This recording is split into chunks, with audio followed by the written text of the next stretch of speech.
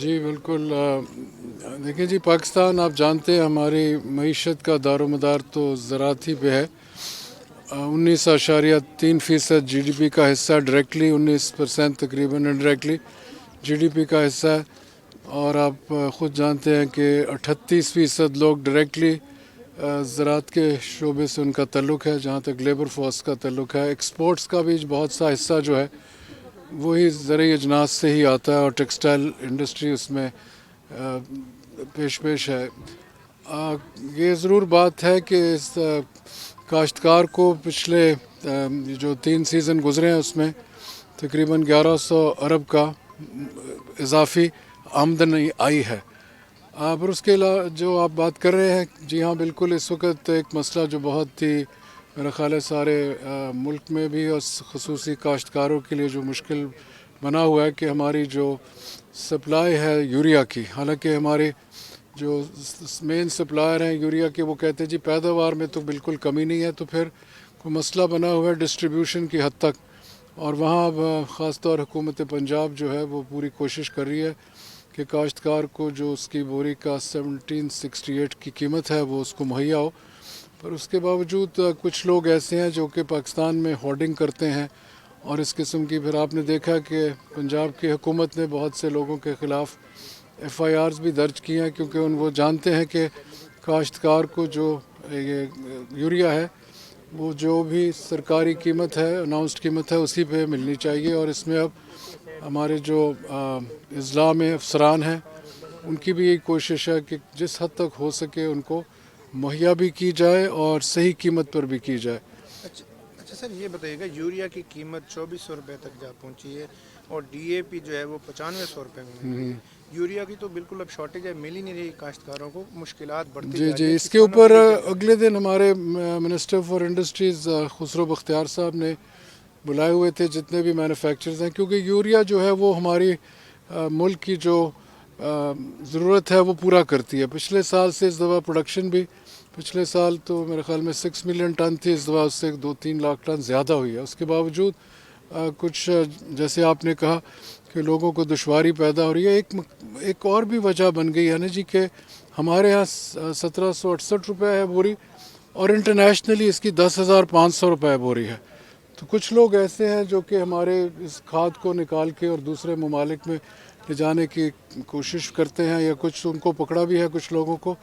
پر اس میں ہمیں یہ ایک بڑا مسئلہ بنا ہوا ہے، اور اس کی کیا وجہ ہے؟ کیونکہ حکومت جو ہمارے مینوفیکچررز ہیں ان کو گیس میں بہت بڑی سبسڈی بھی دیتی ہے، شاید یہ ہو یا نہ ہو، اور وہ سبسڈی جو ہے وہ تقریباً 210 ارب روپے کی ہے جو مینوفیکچر۔ جہاں تک ڈی اے پی کا تعلق ہے، 70% ڈی اے پی ہم امپورٹ کرتے ہیں، 30% ہم خود مینوفیکچر کرتے ہیں۔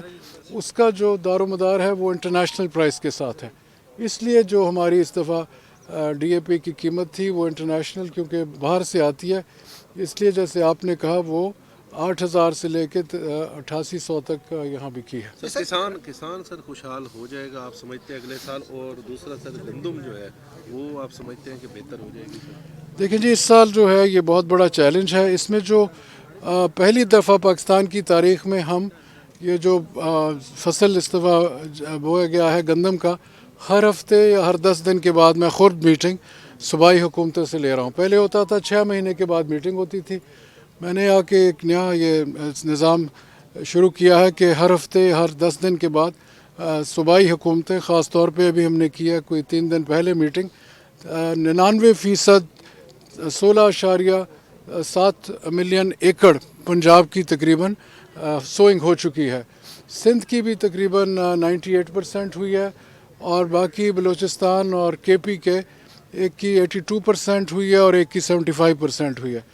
تو اور آن ٹائم ہوئی ہے۔ ہمیں ایک دفعہ کیونکہ بارشیں نہیں تھیں اس وقت، بارشوں کا تو سلسلہ اب شروع ہو رہا ہے، تو یہ جو ایک وقتی طور ہوتی ہے، یہ 2-3 کی فیکٹرز ہوتے ہیں۔ نمبر 1 سرٹیفائڈ سیڈ، اس دفعہ ہمارے پاس 6.25 لاکھ ٹن سرٹیفائڈ سیڈ تھا، اور ہم نے ایک نیا سسٹم پچھلے سال سے شروع کیا تھا، ٹریک اینڈ ٹریس، کہ ہمیں پتہ ہو کہ کون سی جو بیج ہے، کون سا ورائٹی جو ہے وہ کہاں جا رہا ہے اور کس کاشتکار کے پاس جا رہا ہے۔ کچھ حد تک اس میں ہم کامیاب ہوئے، کیونکہ کرنا تو اس صوبائی حکومتوں نے ہے، पर उनको हमने बड़ा प्रमोट किया, इनकरेज किया। और जहाँ तक हमारा फेडरल सीड सर्टिफिकेशन का महकमा है, उसने भी इस पे तवज्जो दी है पिछले दोनों क्रॉप्स में। और पिछले साल भी रिकॉर्ड प्रोडक्शन हुई 27.5 मिलियन टन। इस दफ़ा टारगेट हमारा 28.9 मिलियन टन का।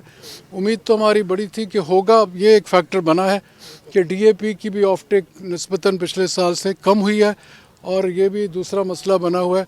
पर जहाँ तक क्वालिटी सीड का ताल्लुक है वो बेहतर है। सोइंग ऑन टाइम हुई है।